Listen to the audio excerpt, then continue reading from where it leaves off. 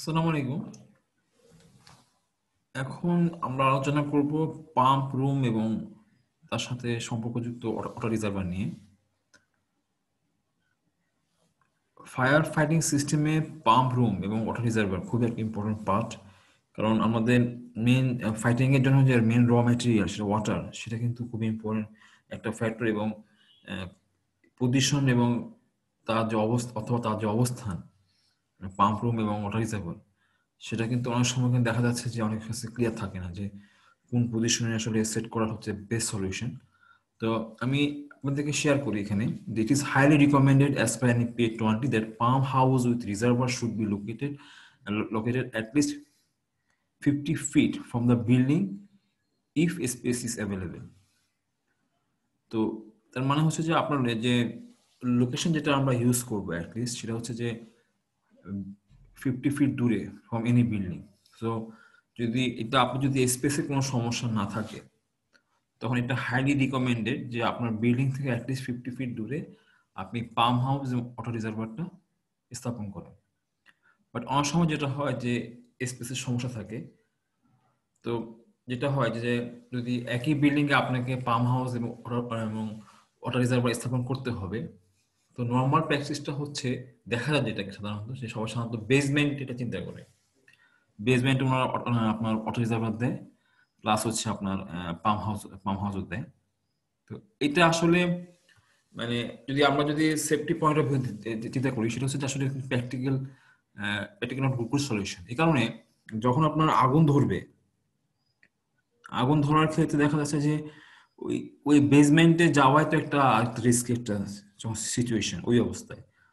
তো বেসমেন্টে গিয়ে আবার ফায়ার ফাইটিং এনশিওর করার জন্য পাম্প চালানো অথবা তার সেফ অপারেশন করা, এটা কিন্তু অনেক সময় ফ্রুটফুল হয় না।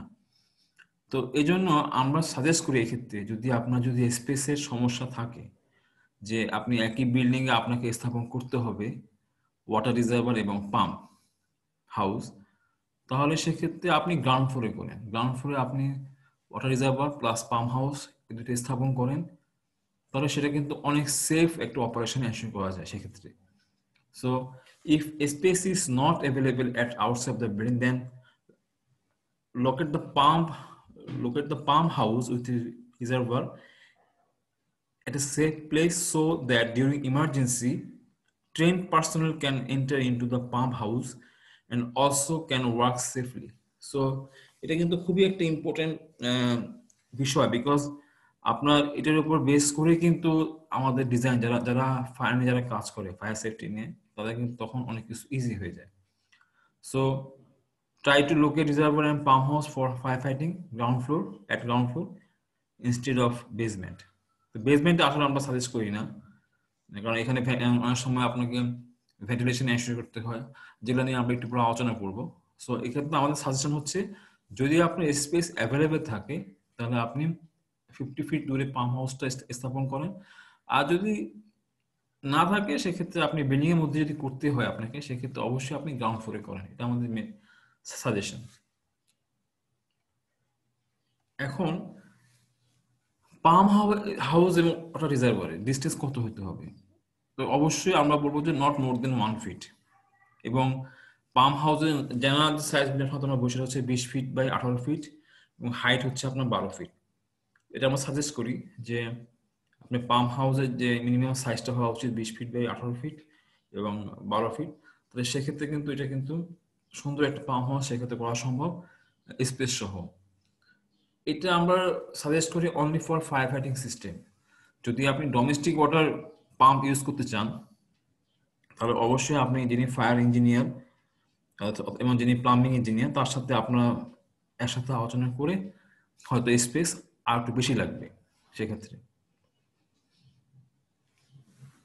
সো পাম্প হাউসের ডিস্টেন্স হচ্ছে, যেটা পাম্প হাউস থেকে ওয়াটার রিজার্ভারের distance not more than 1 feet, এবং হাইটটা we suggest for fire fighting only 20 feet into 18 feet into 12 feet, height হচ্ছে 12 ফিট।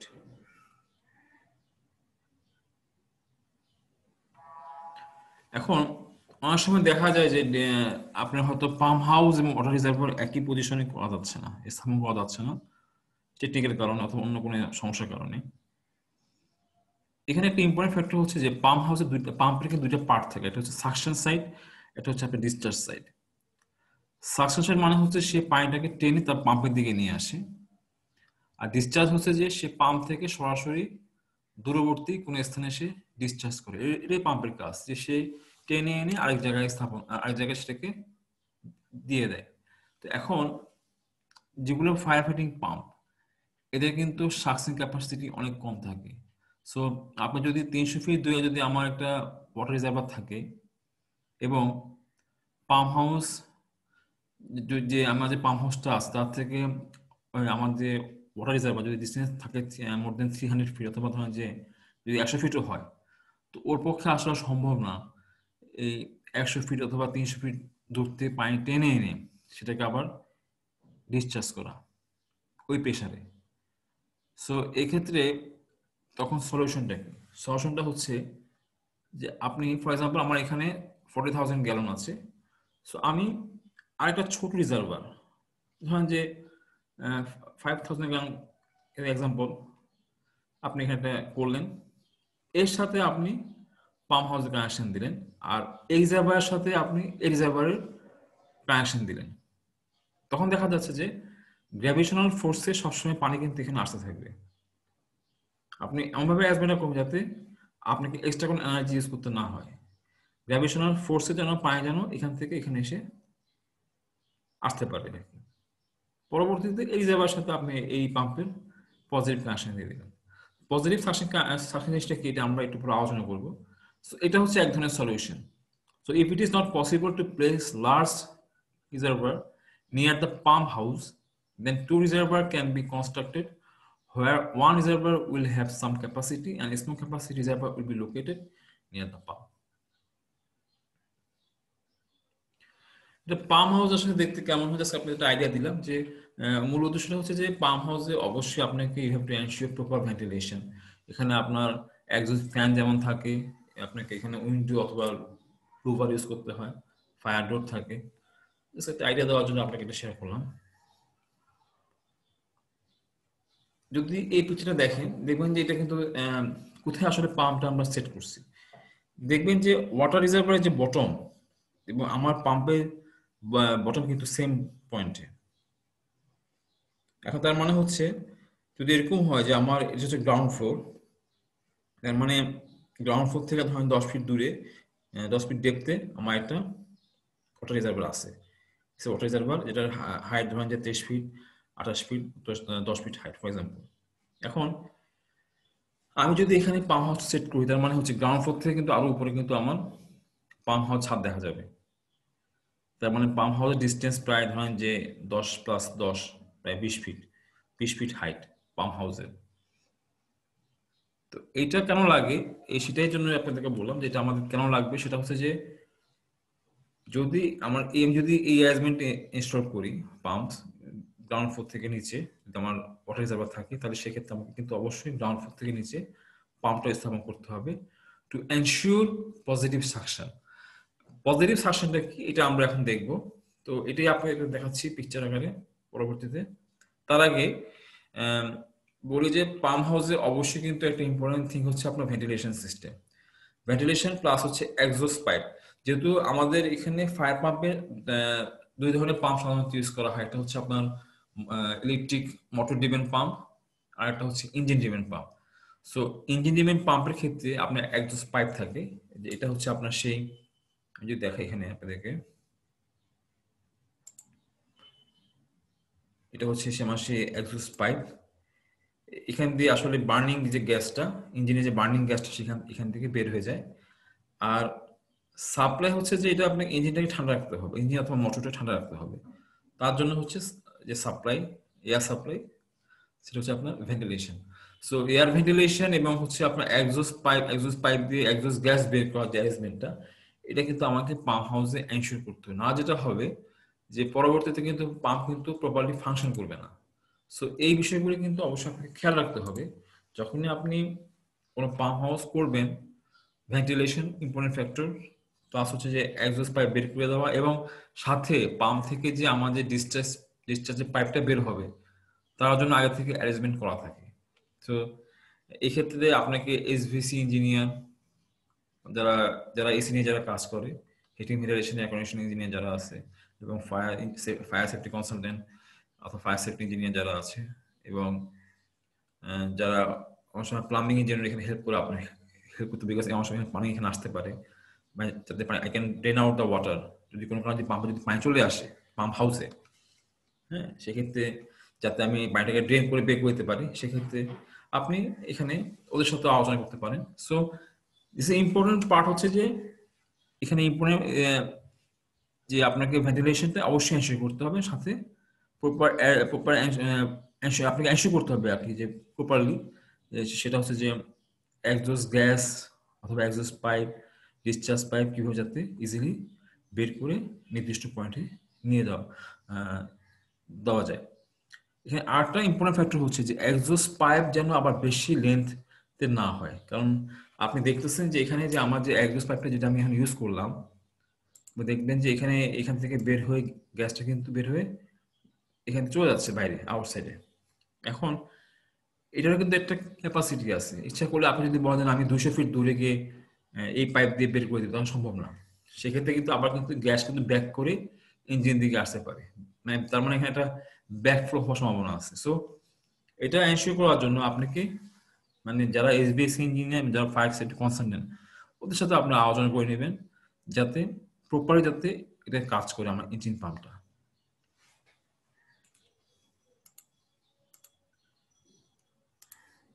এরপরে যেটা আপনাদের বললাম যে আসলে ডিফারেন্স কি পজিটিভ সাকশন এবং নেগেটিভ সাকশন, এটা জাস্ট খালি আপনারা একটু আইডিয়া করে নেন যে আমার ফায়ার পাম্পের ক্ষেত্রে অবশ্যই পজিটিভ সাকশন এনশিওর করতে হবে। এখন এখানে কি লেখা আছে, in the positive suction pump with driver is install at the bottom level of reservoir or below the bottom level of reservoir. In this arrangement, pump doesn't need to use energy to draw the water from the reservoir. Water is always available due to gravitational force at the suction side of reservoir or pump. As per NEP 20, positive suction arrangement shall be ensured. So, আপনি যদি এরকম হয় যে আমার water reservoir যদি এইভাবে থাকে, আমি যদি তার বটমে যদি পাম্প ইনস্টল করি, আমার ওয়াটার রিজার্ভার যে বটম লেভেল এবং পাম্প হাউসের যে বেসটা যদি একই লেভেলে থাকে, তাহলে হবে কি, পানি সবসময় আপনার গ্র্যাভিটেশনাল ফোর্সের কারণে এই পয়েন্টে অ্যাভেলেবেল থাকবে, এই পয়েন্টে। আমি যদি এভাবে চিন্তা করি, বা সেক্ষেত্রে কিন্তু পাম্পকে কিন্তু এক্সট্রা এনার্জি ইউজ করতে হবে পানিকে সাকশন করে আনার জন্য। তো এটাকে বলা হচ্ছে পজিটিভ সাকশন। আমি যদি পরবর্তীতে পিকচারে যাই, this is called negative suction. সাধারণত দেখবেন যে আমাদের বাসা বাড়িতে কিন্তু এই ধরনের অ্যারেঞ্জমেন্ট থাকে। সেটা কি ধরনের, যে in the negative suction pump with driver is installed at the upper level of reservoir. Water may not be available due to non-functionality of check valve or foot valve at the end of the suction pipe. তার মানে হচ্ছে যে যদি এরকম হয় যে water রিজার্ভারের উপর যদি পাম্পটা থাকে, তাহলে এটা তাকে তখন কি করতে হয়, তখন এখানে একটা ফুট বাল্ব অথবা একটা চেক বাল্ব থাকে, তখন পাম্পটা কি করতে হয়, তখন তাকে টেনে আনতে হয়। ওকে তখন টেনে এনে, তখন যেটা করতে হয় যে টেনে এনে তাকে এখন ডিসচার্জ করতে হয়। তার মানে এখানে পাম্পকে কিন্তু এক্সট্রা একটা এনার্জি ইউজ করতে হচ্ছে সাকশন করে আনার জন্য। এবং অনেক সময় যেটা হয় যে ইমার্জেন্সি সিচুয়েশনের সময় দেখা যায় যে ফুটবল কাজ করে না, এই ধরনের কিন্তু ইনসিডেন্ট ঘটে। অর্থাৎ যেই মুহূর্তে আপনার কাজ করা দরকার ফুটবল দেখা যাচ্ছে কাজ করতেছে না, তার মানে তখন আপনার পাম্প ঠিকই আছে, কিন্তু ফুটবলের ফাংশন না করার কারণে দেখা যাচ্ছে পানি আসতেছে না। তো এই জন্য আপনি যদি এনশিওর করতে পারেন যে না আমার এটা যদি পজিটিভ অ্যারেঞ্জমেন্ট থাকে সাকশন সাইডে, তাহলে সেক্ষেত্রে কিন্তু এটা আপনাকে এনশিওর করবে অ্যাটলিস্ট যে কোনো সিচুয়েশনে এখানে আপনার পানি থাকবে এবং পানি পাম্প ক্যান ডিসচার্জ। সো এটা হচ্ছে পজিটিভ সাকশন, এটা হচ্ছে নেগেটিভ সাকশন। এবং যেটা আপনাদের বললাম যে হাইলি রিকমেন্ডেড, এবং পাম্পের এক্ষেত্রে এনার্জি সেভ হয়। আরেকটা হচ্ছে যে আপনার এখানে তার সবসময় কিন্তু পানি এখানে অ্যাভেলেবেল থাকে সাকশন সাইডে।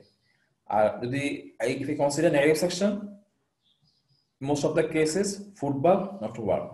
So এটা কিন্তু আপনাকে এনশিওর করতে হবে যে I have to always ensure positive suction arrangement.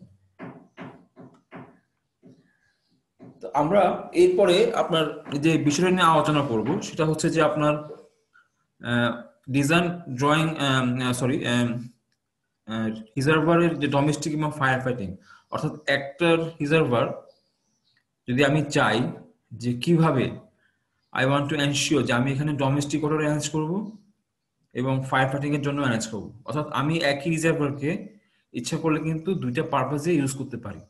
একটা হচ্ছে ফর ডোমেস্টিক ওয়াটার পারপাস, আর একটা হচ্ছে আমার ফায়ার ফাইটিং এর জন্য। তো অনেক সময় অনেকে কোশ্চেন করে যে দুইটা আলাদাভাবে না করে একসাথে করা যায় কিনা। অবশ্যই করা যায়, বা সেক্ষেত্রে আপনাকে কিছু আপনাকে বিষয় অ্যানসার করতে হবে। যে ফর এক্সাম্পল যদি এরকম হয় যে আমার ফায়ার ফাইটিং এর জন্য আমাকে 1000 গ্যালন পানি সবসময় অ্যানসার করতে হবে, সো 1000 গ্যালন পানি অ্যানসার করার পরে বাকিটুকু পানি আপনি ডোমেস্টিক ওয়াটার হিসেবে ইউজ করতে পারেন অথবা অন্য কাজে আপনি ইউজ করতে পারেন। সে ধরেন ফর এক্সাম্পল আমি যদি এই পিকচারটা দেখি যে এখানে দেখা যাচ্ছে যে এটা হচ্ছে ডোমেস্টিক ওয়াটারের জন্য। এখন আপনি পানি ইউজ করা শুরু করবেন তখন দেখা যাবে যে পানির লেভেলটা কমতে কমতে একসময় কিন্তু আপনি এই পর্যন্ত যখন চলে আসবে তখন কি হবে। সো আপনি যদি একটা অটোমেশন সিস্টেম এখানে এনশিওর করেন যে না, যখনই আমার পানি এই লেভেলে চলে আসলো সেক্ষেত্রে তখনই আপনি ডিপ টিউবওয়েল পাম্প তখন সে স্টার্ট দিয়ে দিবে এবং পানি তখন আবার তখন ফিল আপ হওয়া শুরু করবে এবং ফিল আপ হতে হতে যখন সেই পর্যন্ত আসবে তখন দেখা যাবে যে আপনার এখানে পানি কিন্তু যখনই আপনি এই পর্যন্ত আসবে তখন দেখা যাবে যে পাম্পটাকে সে অফ করে দিবে। তার মানে হচ্ছে কি যে তখন তার মানে ডোমেস্টিক ওয়াটার সবসময় আপনার এনশিওর হলো, অর্থাৎ যখনই আপনার এরকম হবে যে আমার ডোমেস্টিক ওয়াটার ইউজ করতে করতে করতে করতে এক সময় গিয়ে যখনই সে এই লেভেলে চলে আসবে তখনই আমি কন্ট্রোলের মাধ্যমে তখন সে ডিপ টিউবওয়েল পাম্পকে সে স্টার্ট দিয়ে দিবে এবং পানি তখন ফিল আপ হওয়া শুরু করবে দিক দিয়ে এবং ফিল আপ হতে হতে হতে যখনই সে এই পয়েন্টে আসবে তখনই সে আবার পাম্পটাকে অফ করে দিবে, যে কথাটা আমি এখানে আপনাদের বললাম, অফ করে দিবে। সো এটা এই ধরনের অ্যারেঞ্জমেন্ট এনশিওর করতে পারলে আপনার সেক্ষেত্রে এটা কোনো সমস্যা নয়। বাট অলওয়েজ আপনাকে এনশিওর করতে হবে যে কোনো সিচুয়েশনে, মানে ইমার্জেন্সি সিচুয়েশন বাদে, মানে যখন আপনার ফায়ার ফাইটিং করবেন শুধু ওই সময় বাদে অলওয়েজ সব ক্ষেত্রে আপনাকে এনশিওর করতে হবে যাতে আমার এই পরিমাণ পানি যেন থাকে। সেটা হতে পারে 1000 জিপিএম, সেটা হতে পারে আপনার আপনার 10,000 গ্যালন, 50,000 গ্যালন, ডিপেন্ড অন পাম্পের সাইজ অথবা আপনি কোন সাইজে পাম্প ইউজ করতেছেন এবং তার ডিউরেশনের উপর বেস করে। এটা সাধারণত যিনি ফায়ার সেফটি কনসালটেন্ট তিনি আপনাকে আগে থেকে শেয়ার করবে যে আমার এখানে কত গ্যালনের ওয়াটার লাগবে, ওয়াটার রিজার্ভার লাগবে। তো এই বিষয়গুলি আপনাকে অবশ্যই ডিজাইনের একদম শুরুতেই কিন্তু ঠিক করে নিতে হবে যে আপনি কত কত সাইজের আপনার ফায়ার ফাইটিং এর জন্য কত সাইজের ওয়াটার রিজার্ভার আপনার লাগবে। যদি আপনি মনে করেন যে না আমি একসাথে দুটা domestic water plus fire fighting এর জন্য রাখবো, সে রাখতে পারবেন, but please discuss with your plumbing engineer and fire safety engineer. তারা আপনাকে তাদের যে রিকোয়ারমেন্ট তারা আগে থেকে আপনাকে শেয়ার করে দিবে।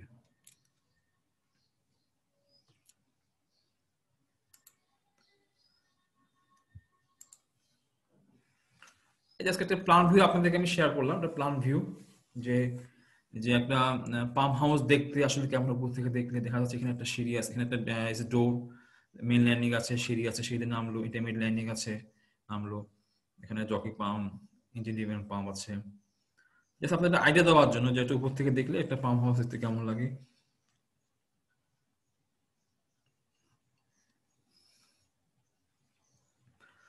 সো এটা আরেকটা যে আপনাদেরকে যেটা আমি বললাম নাকি যে আমাদের ওয়াটার রিজার্ভারের সাইজটা আসলে কেমন হবে, এটা কিভাবে এনশিওর করবো। সো এটার জন্য যিনি ফায়ার এক্সপার্টিস, যিনি যারা কাজ করে ফায়ার সেফটি ড্রয়িং ডিজাইন নিয়ে, তারা আপনাকে বলে দিবে। জাস্ট আমি একটা এক্সাম্পল আপনাদেরকে বলি। সে ধরেন যে আমি যদি দেখি যে আমার পাম্পের ক্যাপাসিটি হচ্ছে 1000 গ্যালন পার মিনিট, 12 বার একটা পাম্প ফর এক্সাম্পল আমি পেলাম। তো এখন আমার যদি এরকম হয় যে আমার ওটার অকুপেন্সি হচ্ছে আপনার A5, তো অ্যাজ পার বিএনবিসি A5 হচ্ছে আপনার লাইট হ্যাজার্ড 2, যে A5 লাইট হ্যাজার্ড 2। তো লাইট হ্যাজার্ড 2 এর ক্ষেত্রে হচ্ছে যে আমার ডিউরেশন হচ্ছে 50 মিনিট। সো এখন যদি আমার পাম্পের ক্যাপাসিটি হয় 1000 জিপিএম এবং অ্যাজ পার টেবিল যদি আমাকে 50 মিনিটসের জন্য পানি এনশিওর করতে হয়, তাহলে টোটাল দেখা যাচ্ছে আমার ওখানে 50,000 গ্যালন পানি লাগবে। বাট আমি এখানে আপনাদেরকে যেটা শেয়ার করলাম সেটা হচ্ছে যে রিকমেন্ডেড 50,000 ইন্টু 1.1, আমি এখানে 10% এক্সট্রা ধরছি। কেন? সেটা হচ্ছে যে আপনি যদি একটু আমি যদি আগের ড্রয়িং এ যাই, দেখবেন যে এই নিচের যে অংশটুকু আছে, এই নিচের যে অংশটুকু থাকে, এই যে অংশটুকু আর কি, দেখা যাচ্ছে যে এই জায়গায় অনেক সময় স্লাজ জমে যায়, স্লাজ।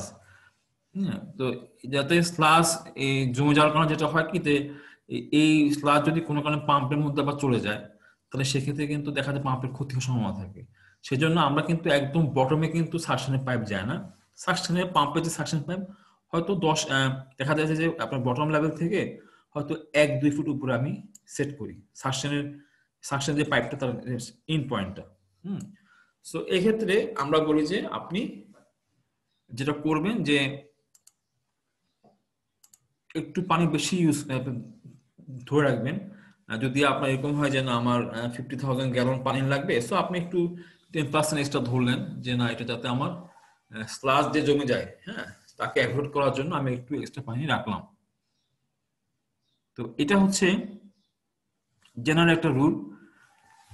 এরপরে হচ্ছে যে আমি আপনাদেরকে যে দেখাচ্ছি সেটা হচ্ছে যে আপনার আমাদের যে পাইপের সাইজ, এটা কিন্তু যিনি আপনার এক্সপার্টিস ফায়ারের সেফটি, ইনি কিন্তু আপনাকে আগে থেকে বলে দিবে যে আমার কত সাইজের রাইজার ইউজ করতে হবে।